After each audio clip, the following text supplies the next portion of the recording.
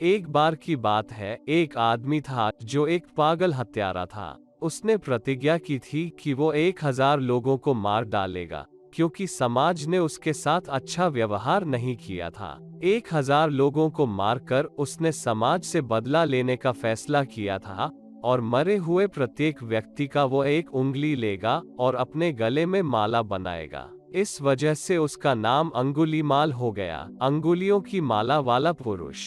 अंगुलीमाल से हर कोई डरता था, यहाँ तक राजा, सेनापति भी उससे डरते थे। उन हिस्सों में कोई नहीं जाता था जहाँ भी लोगों को पता चलता था कि अंगुलीमाल रहता है। उसके लिए एक आदमी को मारना और अपनी मन्नत पूरी करना बहुत मुश्किल हो गया था। एक दिन बुद्ध उस जंगल के पास के गांव में ठहरे हुए थे। जिस दिन बुद्ध उस गांव से प्रस्थान कर रहे थे, ग्रामीणों ने कहा, उस रास्ते से मत जाओ, वहाँ एक पागल हत्यारा रहता है। वह पहले से ही 999 लोगों को मार चुका है। वो मारने से पहले 2 बार नहीं सोचता। वो यह नहीं सोचेगा कि आप बुद्ध हैं। एक और रास्ता है, आप वह रास्ता अपना सकते हैं। बुद्ध ने कहा, मैं नहीं जाऊंगा तो कौन जाएगा? वो एक और की प्रतीक्षा कर रहा है, इसलिए मुझे जाना होगा। उसे मेरी जरूरत है। मुझे जोखिम उठाना होगा। या तो वो मुझे मार डालेगा या मैं उसे बदल दूंगा। यह कहकर बुद्ध चले गए। जिन शिष्यों ने कहा था कि वे अंत तक बुद्ध के साथ रहेंगे, वे डर गए और जैसे ही वे जंगल की ओर बढ़े, खतरे के कारण पिछड़ने लगे। जब बुद्ध पहाड़ी पर पहुंचे, वे बिल्कुल अकेले पड़ गए। अंगुलीमाल चट्टान पर बैठा था। उसने बुद्ध को देखा और सोचा, यह आदमी बिल्कुल अनजान लगता है कि मैं यहाँ हूँ, अन्यथा कोई भी इस रास्ते से नहीं जाता। बुद्ध कितने मासूम लग रहे थे, इतने सुंदर कि अंगुलीमाल को भी दया आ गई और उसने सोचा, इस आदमी को मारना अच्छा नहीं है, मैं उसे छोड़ दूंगा, मुझे अपनी मन्नत पूरी करने के लिए कोई और मिल जाएगा। लेकिन उसने अपनी मन्नत पूरी करने के लिए ठान लिया था। फिर उसने बुद्ध से कहा, वहीं रुक जाओ, आगे मत बढ़ो। मैं अंगुलीमाल हूँ। मैंने 999 लोगों को मार डाला है और मुझे सिर्फ एक और उंगली चाहिए। चाहे मेरी माँ भी आ जाए, मैं अपनी मन्नत पूरी करने के लिए उसे भी मार डालूंगा। तो मेरे पास मत आओ। आप एक साधु की तरह लग रहे हैं, लेकिन मैं किसी भी धर्म में विश्वास नहीं करता। मुझे परवाह नहीं है कि आप महान संत हैं। मुझे केवल एक और व्यक्ति की हत्या करने की परवाह है। तो आगे मत बढ़ो, नहीं तो मैं तुम्हें मार डालूंगा। फिर भी बुद्ध चलते रहे। अंगुलीमाल ने सोचा कि यह आदमी बहरा है या पागल, तो वह फिर चिल्लाया, रुको, दूसरा कदम मत बढ़ाओ। तब बुद्ध ने कहा, मैं बहुत पहले ही रुक गया हूँ, मैं हिल नहीं रहा हूँ। अंगुलीमाल, आप चल रहे हैं। मेरा सारा आंदोलन रुक गया है क्योंकि सारी प्रेरणा बंद हो गई है।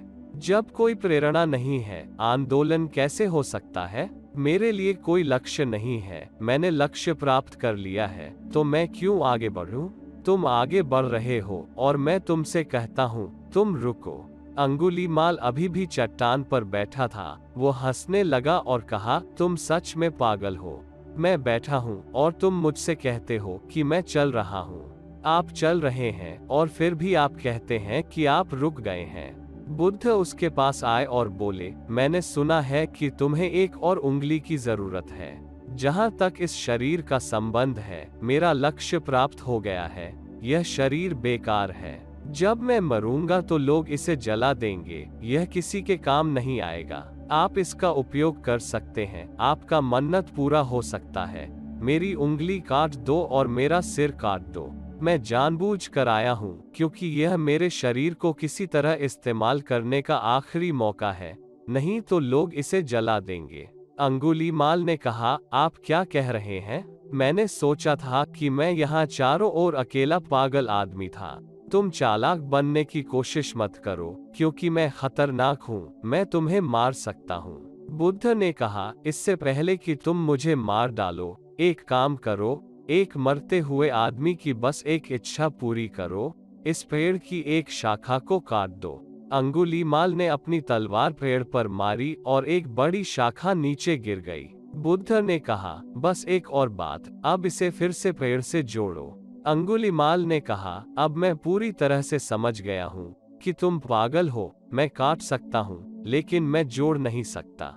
बुद्ध हंसने लगे और कहे, जब आप केवल नष्ट कर सकते हैं और बना नहीं सकते, तब आपको इसे नष्ट करने का कोई अधिकार नहीं है, क्योंकि विनाश बच्चों द्वारा भी किया जा सकता है।